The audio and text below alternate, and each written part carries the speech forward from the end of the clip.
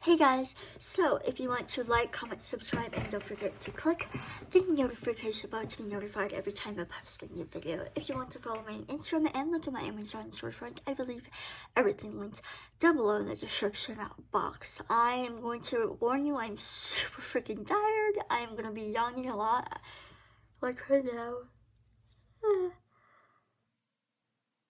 Okay. Welcome back to another medical mysteries update. So we are starting off with the dermatologist. I went there earlier this month, and the reason why is because I had like a bunch of like random cysts showing up. So I was like, I gotta get that checked out because I went in the back of my neck and was like, what the heck is wrong with this? Literally, I have one right now, right here. And then she was like saying, yeah, that's fine, nothing to be concerned about, because it's like they go away but they just like come back and it's like, oh, it's so annoying. So now I have to do that. Then I forgot to mention KP, so I messaged her, and she said to try the Nutrium KP body wash scrub, I think.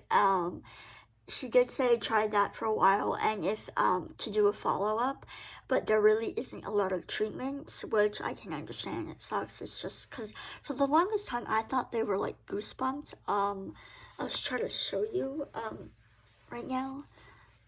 Right now I am cold, so basically, yeah, I don't know, it's not the greatest lighting, but like sometimes it can be like this, sometimes it can be like really pink and red, especially if I like itch it like a lot.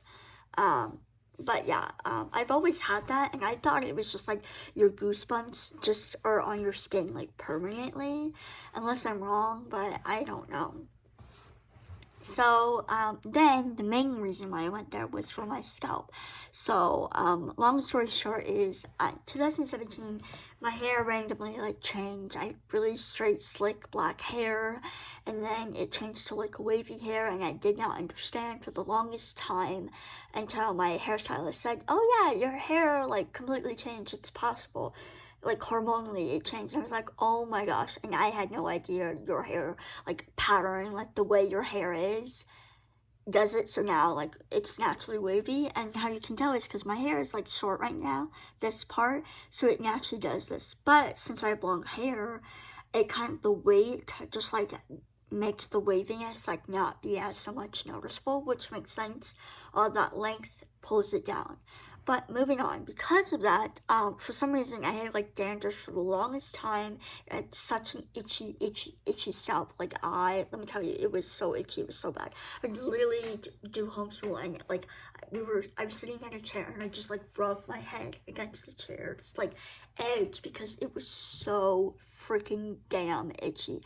And so then it eventually turned into like a smaller scalp at some point. I don't know exactly when, but for some reason I've had it, and it's so freaking annoying, and I don't know.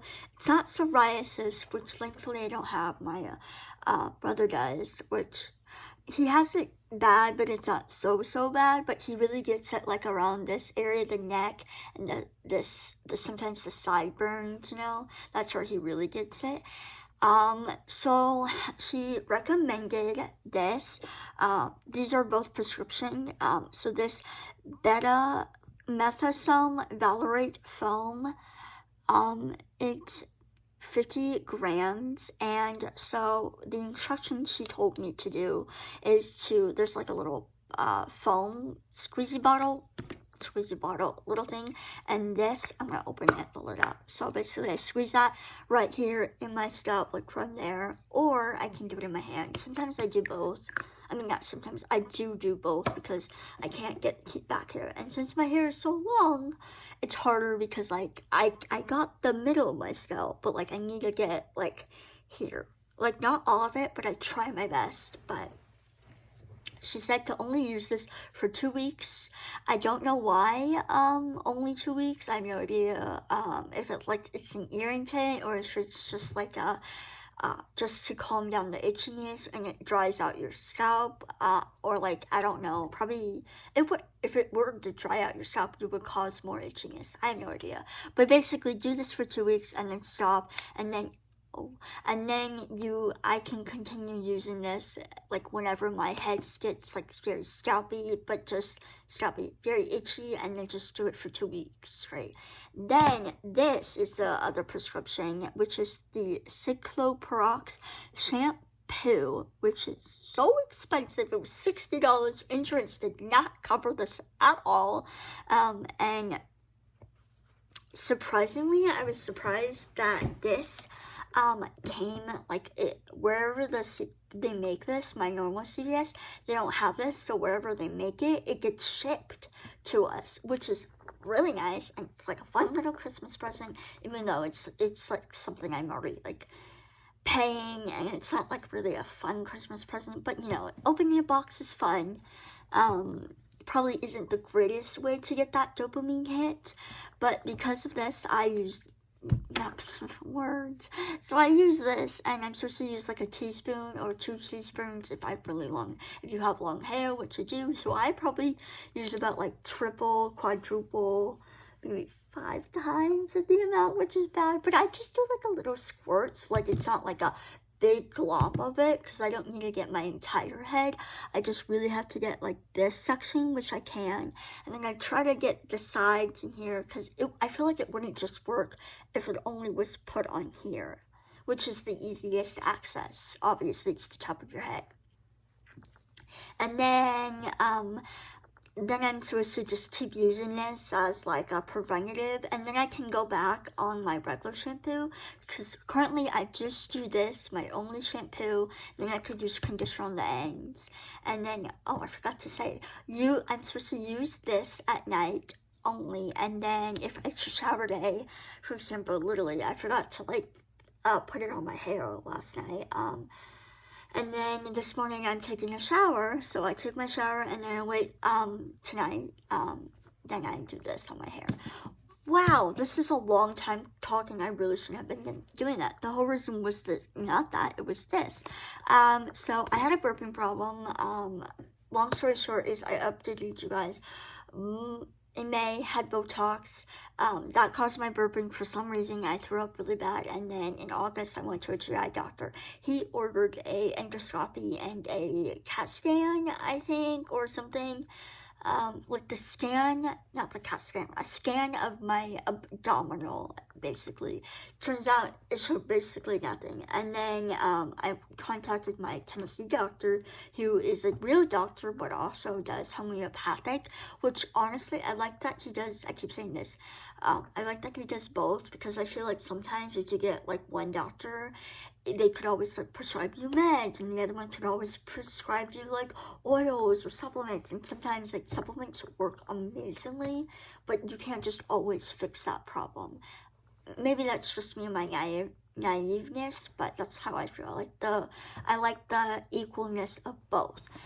Anyways, back to what I was saying. He prescribed this sulfate or oral medicine that I take 4 times a day.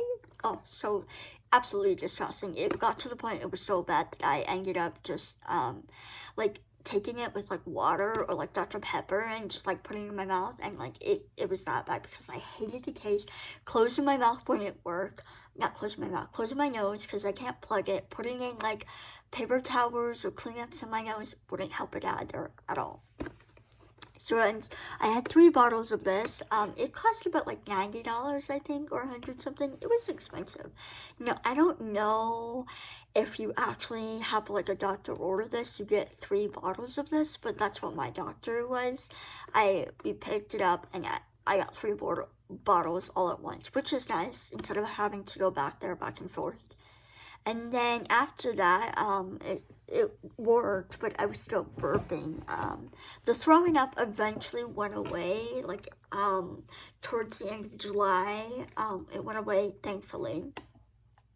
And then in October 30th or October 31st, I went to another GI doctor, which was my mom's, that she went there, and he wanted to do a CAT scan of my like chest area, pelvic area, just to see, basically like this area, you can't see the bottom of half of me, but basically he wanted to do that, and then he wanted me to do something else, which I forgot, and now I don't know. I've lost the plot.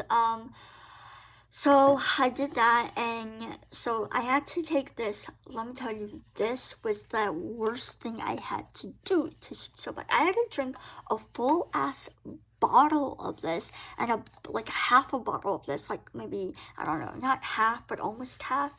It was so bad. It's this, you already see it, but it's from Bracco Diagnostics. This Ready Cat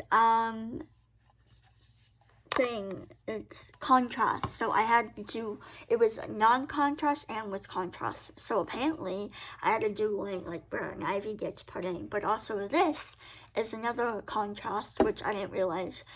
So I had to take that.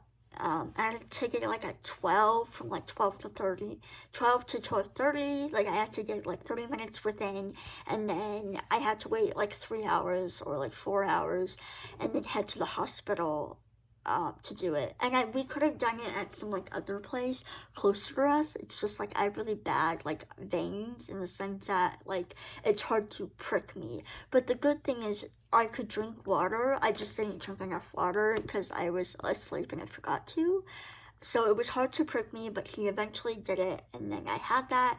Everything looked normal and fine. I hated the contrast with the IV because it literally feels like you're burning like inside your body, and you just want to explode. Because in the beginning you feel nice and warm, like a nice toasty blanket, and it feels like you're playing it yourself, and then it gets like so fiery hot that like it feels like you're suffocating and you're on fire inside your body.